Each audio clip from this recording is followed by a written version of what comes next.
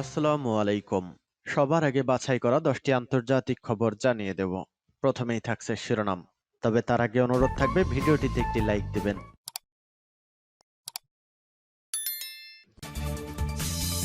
সংবাদের শুরুতেই জানিয়ে দিব সংবাদ শিরোনাম। ইসরায়েলের সবচেয়ে বড় সাইবার হামলা ইরানি হ্যাকারদের। এরপর জানিয়ে দিব ইয়েমেনে সৌদি সমর্থিত বাহিনীর মধ্যে নতুন দ্বন্দ্ব। তারপর জানিয়ে দিব মার্কিন কূটনীতিকদের সাথে ফলপ্রসূ আলোচনা জেলেনস্কির। আরও জানিয়ে দিব চীন ভারত সম্পর্ক ঠেকাতে ভ্রান্ত তথ্য ছড়াচ্ছে যুক্তরাষ্ট্র। এবং সর্বশেষ শিরোনাম, ইসরায়েল কখনোই গাজা ত্যাগ করবে না বলেন ইসরায়েলি প্রতিরক্ষামন্ত্রী। ইসরায়েলের সবচেয়ে বড় সাইবার হামলা ইরানি হ্যাকারদের। ইরানি হ্যাকাররা ইসরায়েলি শাসন ব্যবস্থার বিরুদ্ধে এখন পর্যন্ত সবচেয়ে বড় প্রভাবশালী সাইবার হামলা চালিয়েছে, এমন দাবি করেছে একটি হিব্রু ভাষায় প্রযুক্তি বিষয়ক গণমাধ্যম। বুধবার প্রকাশিত এক প্রতিবেদনে হিব্রু ভাষার পিসি ম্যাগাজিন জানায়, ইরান ও ইসরায়েলের মধ্যে সাইবার যুদ্ধ নতুন কোনো বিষয় নয়। অন্তত গত ৩ বছর ধরে এই সংঘাত চলমান রয়েছে। প্রতিবেদনে বলা হয়, এই সাইবার যুদ্ধের মধ্যে রয়েছে নাশকতামূলক হামলা, গোয়েন্দা কার্যক্রম এবং জনমত প্রভাবিত করার উদ্দেশ্যে পরিচালিত বিভিন্ন অপারেশন। এদিকে চলতি বছরের জুন মাসে শুরু হওয়া 12 দিনের যুদ্ধের পর ইসরায়েলের বিরুদ্ধে ইরানি সাইবার হামলা উল্লেখযোগ্যভাবে বেড়ে যায়। প্রতিবেদনে বলা হয়, শত্রু হ্যাকাররা দ্রুত তাদের কৌশল পরিবর্তন ও অভিযোজন করে সাইবার জগতে কার্যকর হামলা চালাতে সক্ষম হয়েছে। পিসি ম্যাগাজিনের প্রতিবেদনে দাবি করা হয়, 2025 সালের শেষ নাগাদ এটি স্বীকৃত হবে যে চলতি বছরে ইসরায়েলের বিরুদ্ধে সাইবার আঘাত হানার ক্ষেত্রে ইরানই শীর্ষে অবস্থান করছে, যদিও তেল আবিব নিজেকে প্রযুক্তিগতভাবে উদ্ভাবনী ও সাইবার নিরাপত্তায় নেতৃত্বদানকারী দেশ হিসেবে তুলে ধরে। প্রতিবেদনে আরও উল্লেখ করা হয়, জুন মাসে জায়নিস্ট শাসন ব্যবস্থার বিরুদ্ধে সাইবার হামলার সংখ্যা হঠাৎ করেই বেড়ে যায়। এতে সবচেয়ে বেশি ক্ষতিগ্রস্ত হয় ছোট ও মাঝারি আকারের বিভিন্ন প্রতিষ্ঠান। হ্যাকারদের লক্ষ্যবস্তুতে ছিল ল ফার্ম, কমিশন নির্মাণ প্রতিষ্ঠান, মানব সম্পদ সেবাদাতা সংস্থা এবং লজিস্টিক্স সেবা প্রদানকারী কোম্পানিগুলো। একই সঙ্গে কাস্টমস ক্লিয়ারিং প্রতিষ্ঠান এবং যোগাযোগ অবকাঠামো সংক্রান্ত কোম্পানিগুলোকেও দখলে নেয়ার দাবি করা হয়। প্রতিবেদনের আরেক অংশে ইসরায়েলের বিরুদ্ধে সবচেয়ে বড় সাইবার আঘাত হানার জন্য দায়ী কয়েকটি হ্যাকিং গ্রুপের নাম উল্লেখ করা হয়েছে। বলা হয়েছে, বিপুল সংখ্যক হামলার মধ্যে কয়েকটি গ্রুপ বিশেষভাবে নজর কেড়েছে। এর মধ্যে রয়েছে moody water, charming kitten, dark beat, phoenix cyber storm এবং সবচেয়ে উল্লেখযোগ্যভাবে হানজালা। ইয়েমেনে সৌদি সমর্থিত বাহিনীর মধ্যে নতুন দ্বন্দ্ব। ইয়েমেনে সৌদি আরবের সমর্থনপুষ্ট দেরা আল ওয়াতান অর্থাৎ নেশনস শিল্ড বাহিনীর ভেতরে নতুন করে মতবিরোধ দেখা দিয়েছে। বৃহস্পতিবার 25 ডিসেম্বর হাদ্রামাউত সীমান্তের কাছে বাহিনী মোতায়েনের একটি প্রস্তাবকে কেন্দ্র করে এই দ্বন্দ্ব তৈরি হয়েছে। সংশ্লিষ্ট সূত্র জানায়, বাহিনীর কয়েকজন দক্ষিণাঞ্চলীয় কমান্ডার এই নির্দেশ মানতে চাননি। তাদের আশঙ্কা, এতে দক্ষিণ ট্রানজিশনাল কাউন্সিল অর্থাৎ এসটিসির সঙ্গে সংঘর্ষ হতে পারে। তারা বলেন, এই বাহিনী মূলত হুতি গোষ্ঠীর বিরুদ্ধে লড়াইয়ের জন্য গঠিত, দেশের ভেতরের দ্বন্দ্বে জড়ানোর জন্য নয়। দেরা আল ওয়াতান বাহিনীতে 20টির বেশি ব্রিগেড রয়েছে এবং এটি আঞ্চলিক নিরাপত্তা জোরদারে কাজ করছে। অতীতে বাহিনীটি দক্ষিণাঞ্চলের বিভিন্ন পক্ষের সঙ্গে সমঝোতার ভিত্তিতে কার্যক্রম চালিয়েছে বলেও জানা গেছে। এ বিষয়ে সৌদি আরব, দেরা আল ওয়াতান বাহিনীর নেতৃত্ব কিংবা এসটিসি কোনো পক্ষই এখনও আনুষ্ঠানিকভাবে কিছু জানায়নি। তবে সূত্রের মতে, পরিস্থিতি সামাল দিতে কয়েকজন কমান্ডারের বিরুদ্ধে শৃঙ্খলাজনিত ব্যবস্থা নেওয়া হতে পারে। এর আগে চলতি মাসের শুরুতে এসটিসি সমর্থিত বাহিনী হাদ্রামাউতের বড় একটি অংশের নিয়ন্ত্রণ নেয়। মার্কিন কূটনীতিকদের সাথে ফলপ্রসূ আলোচনা জেলেনস্কির। জেলেনস্কি বলেন, আমরা চলমান কাজের কিছু গুরুত্বপূর্ণ বিষয় নিয়ে আলোচনা করেছি। কিছু ভালো ধারণা আছে যা সম্মিলিত ফলাফল এবং স্থায়ী শান্তির দিকে এগোতে সাহায্য করতে পারে। ইউক্রেনের প্রেসিডেন্ট ভলোডিমির জেলেনস্কি বলেছেন, যুক্তরাষ্ট্রের প্রেসিডেন্ট ডোনাল্ড ট্রাম্পের প্রতিনিধি স্টিভ উইটকফ ও জ্যারেড কুশনারের সাথে ইউক্রেন পরিস্থিতি নিয়ে খুবই ফলপ্রসূ আলোচনা হয়েছে। বৃহস্পতিবার 25 ডিসেম্বর সামাজিক যোগাযোগ মাধ্যমে দেয়া পোস্টে জেলেনস্কি বলেছেন, আলোচনার মূল বিষয় ছিল রাশিয়ার বর্বর যুদ্ধ শেষ করার উপায় খুঁজে বের করা।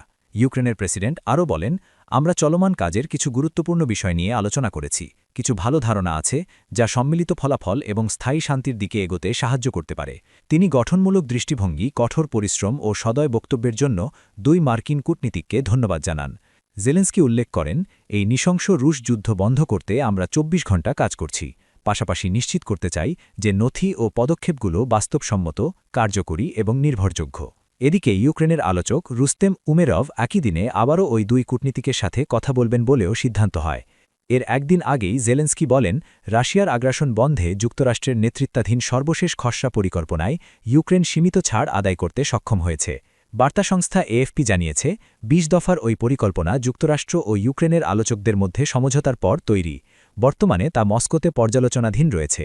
তবে ক্রেমলিন এর আগে ইউক্রেনের পূর্বাঞ্চল থেকে পুরোপুরি সেনা প্রত্যাহারের বিষয়ে রাজি হওয়ার ইঙ্গিত দেয়নি। বুধবার জেলেনস্কি স্বীকার করেন, নথির কিছু দিক তার পছন্দ হয়নি। তবে তিনি জানান, দনেৎস্ক অঞ্চল থেকে ইউক্রেনকে তাৎক্ষণিকভাবে সরে যাওয়ার শর্ত এবং রুশ বাহিনীর দখল করা ভূমিকে রাশিয়ার অংশ হিসেবে স্বীকৃতি দেওয়ার প্রস্তাব খসড়া থেকে বাদ দিতে সক্ষম হয়েছেন। চীন ভারত সম্পর্ক ঠেকাতে ভ্রান্ত তথ্য ছড়াচ্ছে যুক্তরাষ্ট্র। ভারতের সঙ্গে যুক্তরাষ্ট্রের সম্পর্ককে চীন বাধাগ্রস্ত করছে না, বরং মার্কিন প্রশাসনই ভারতের সঙ্গে চীনের সম্পর্কের উন্নতি ঠেকাতে চেষ্টা করছে।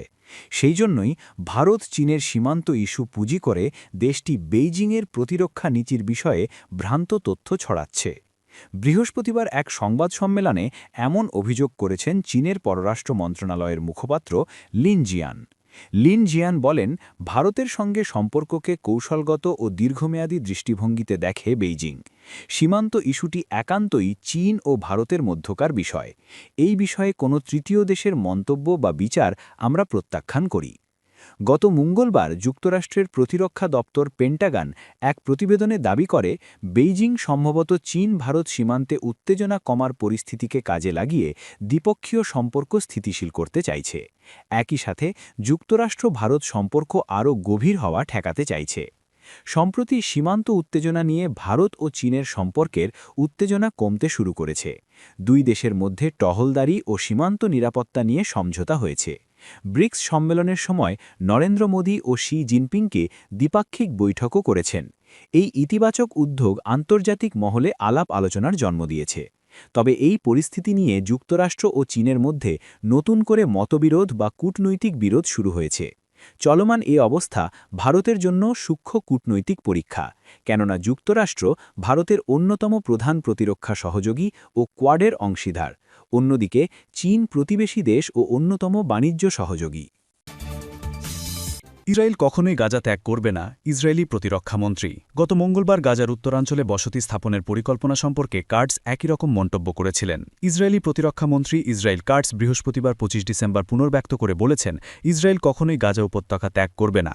তিনি আরও বলেছেন, ফিলিস্তিনের অবরুদ্ধ ভূখণ্ডটির চারপাশে একটি বিস্তৃত নিরাপত্তা অঞ্চল তৈরি করা হবে এবং উত্তরাঞ্চলে বসতি স্থাপনের অনুমতিও দেয়া হবে। ইসরায়েলি সংবাদ মাধ্যম হারেটসের প্রতিবেদন অনুযায়ী একটি শিক্ষা সম্মেলনে ভাষণ দেওয়ার সময় কার্টস বলেছেন, গাজায় স্থায়ী উপস্থিতি বজায় রাখবে ইসরায়েল এবং এর চারপাশে একটি বিস্তৃত নিরাপত্তা বাফার জোন স্থাপন করবে। এর আগে গত মঙ্গলবার গাজার উত্তরাঞ্চলে বসতি স্থাপনের পরিকল্পনা সম্পর্কে কার্টস একই রকম মন্তব্য করেছিলেন। কার্টস বলেন, সময় এলে গাজার উত্তরাঞ্চলে নাহাল আউটপোস্ট সংগঠিতভাবে স্থাপন করা সম্ভব হবে। ইসরায়েলি গণমাধ্যমের তথ্য অনুসারে নাহাল আউটপোস্ট হল ইসরায়েলি সেনাবাহিনীর নাহাল ব্রিগেডের তত্ত্বাবধানে পরিচালিত একটি যুবভিত্তিক বসতি কাঠামো। নাহাল ব্রিগেড সামরিক পরিষেবার পাশাপাশি বসতি স্থাপনের কার্যক্রমও পরিচালনা করে। গণমাধ্যম সূত্রে আরও জানা গেছে, কার্টসের মন্তব্যের পর ইসরায়েলের প্রধানমন্ত্রী বেনিয়ামিন নেতানিয়াহুর সরকারের প্রতি বিস্ময় ও ক্ষোভ প্রকাশ করেছে ওয়াশিংটন। পরে প্রধানমন্ত্রীর অনুরোধে প্রতিরক্ষামন্ত্রী জানিয়েছিল, ইসরায়েলি সরকার গাজায় বসতি স্থাপনের চেষ্টা করছে না। তবে বৃহস্পতিবার তিনি পুনরায় বসতি স্থাপনের কথা জানান। ২০২৩ সালের অক্টোবরে যুক্তরাষ্ট্রের সহায়তায় গাজার উপর এক নৃশংস যুদ্ধ শুরু করেছিল ইসরায়েল। এতে এখন পর্যন্ত ৭১,০০০-এরও বেশি ফিলিস্তিনি নিহত হয়েছেন, যাদের অধিকাংশই নারী ও শিশু। আহত হয়েছেন আরও ১,৭১,০০০-এরও বেশি ফিলিস্তিনি। যুক্তরাষ্ট্রের প্রেসিডেন্ট ডোনাল্ড ট্রাম্পের প্রস্তাবিত একটি চুক্তির ভিত্তিতে ১০ অক্টোবর থেকে যুদ্ধবিরতি কার্যকর হলেও ইসরায়েল নিয়মিত তা লঙ্ঘন করে হামলা চালাচ্ছে। এসব হামলায় এখন পর্যন্ত ৪১১ জন ফিলিস্তিনি নিহত হয়েছেন।